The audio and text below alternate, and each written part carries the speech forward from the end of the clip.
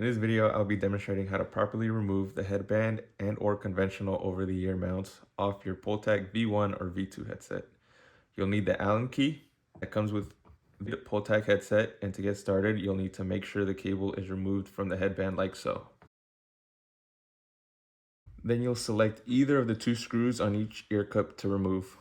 We'll go ahead and then start on this side, and we'll just select this back one. After removing the screw, you want to make sure you don't lose the small washer that goes with the screw. It's silver in color. Now that the screw is removed, the arm should pop right off pretty easily. And then what you're going to do with the arm is turn it 90 degrees this way, and then it should slide off. And then with the same ear cup, you're going to want to turn 90 degrees. And now this other side should slide right off. No need to remove this arm.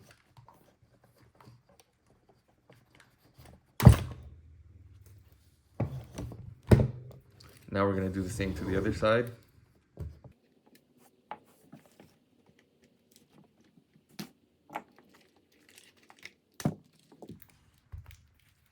Now we'll set the headband to the side. Now this is what you should be left with. One arm attached on each side and the other arm removed. Now to attach the helmet mounts. We'll go ahead and attach it to the arm that's still on the headset first, using the same method of making sure everything's at 90 degrees before fully installed. Should be able to go full down and then turn this way. Now it's locked in place and won't slide out. Now we'll grab the other arm, 90 degrees, should slide right in, and now it's locked in place. We'll go ahead and place the arm back in its slot. Grab the screw with the washer that should still be on there.